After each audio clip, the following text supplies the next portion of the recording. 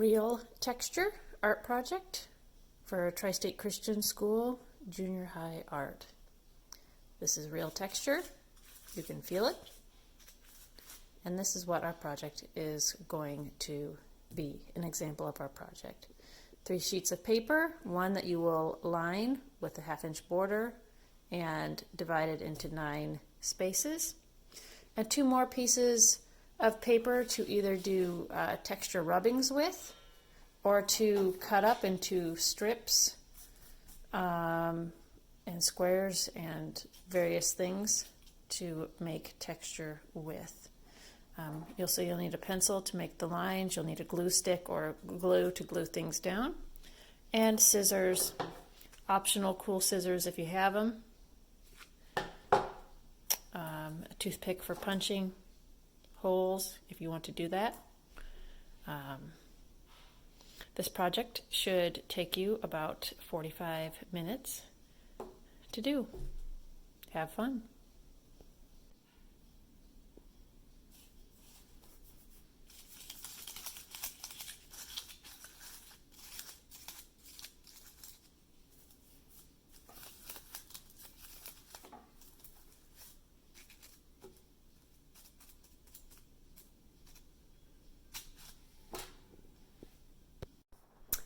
Hey kids, so welcome to online art.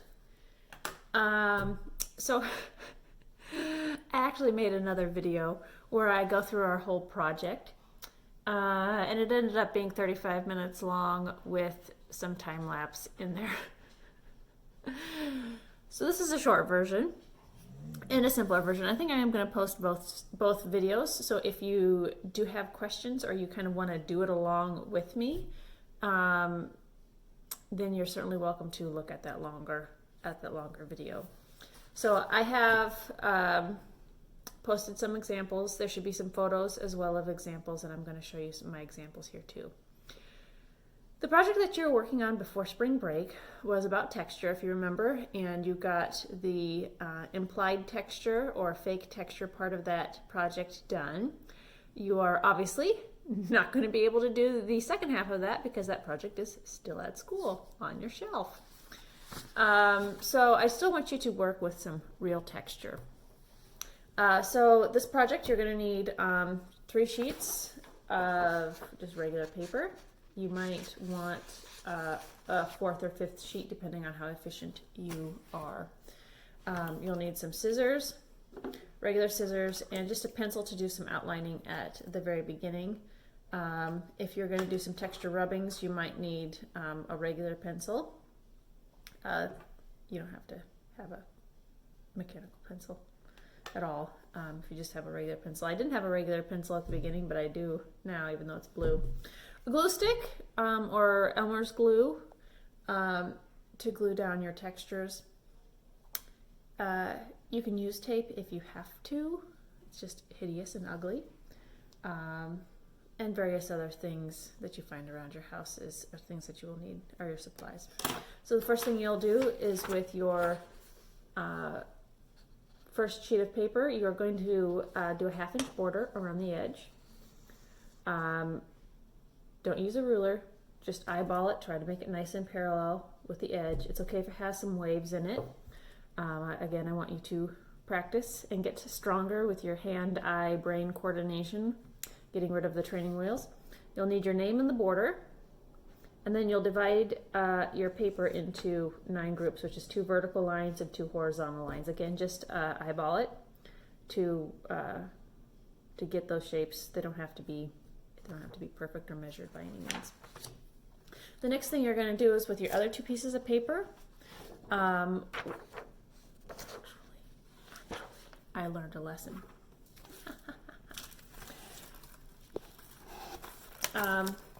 The first thing that you ought to do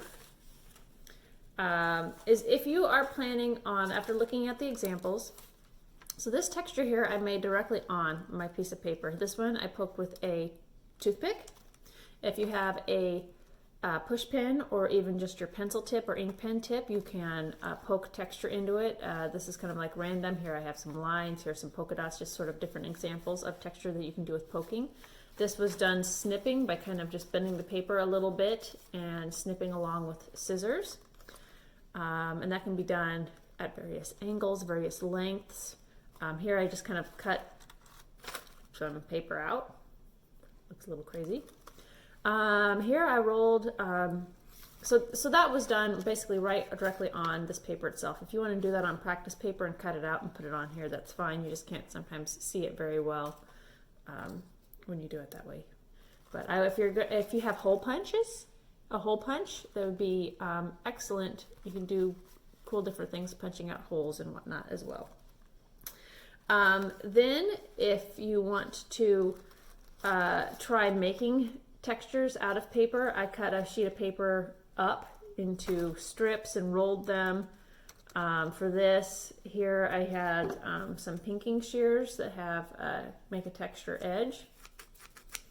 And with that, I made cut them into little squares, like 1-inch squares, and smashed it on my finger to make a little cup and then glued them on there. This is just little wads of paper. I just watered it up and glued it on. Here's strips of paper of various lengths that I glued into circles and then glued them on. Here I made like strips of paper with the pinking shears again and kind of glued it on in like a zigzag fashion. Here is just paper that I zigzagged accordion style. Okay. So just making paper in various textures. I want you to nicely fill out your square. So this one, things kind of arranged in the middle. You could have these rolls vertically, you could have them diagonally, you could cut them into short strips and like confetti all over the place. You could have them like brickwork. There's all kinds of different neat texture things you can do with rolled paper. Wads of paper, tiny or big. You can try to, I don't know, weave them, stack up paper and weave it. There's all kinds of neat little texture things you can do. This would be also cool if I had my zigzag scissors and cutting these little strips as well. With these two areas up here, I did texture rubbings where I took a sheet of paper and I actually rubbed it on an object with my pencil. You don't have to do it with a pencil. You can just, like an eraser, and actually get physical texture. These do actually have a little bit of physical texture. This one not as much as that one there. This one I can actually feel those little bumps on it. But whatever object you do a texture rubbing on, it does need to be really firm, like metal or plastic or glass. I had a little wicker basket and it was almost too soft. It wasn't actually wicker, but it was kind of like a soft plasticky woven basket.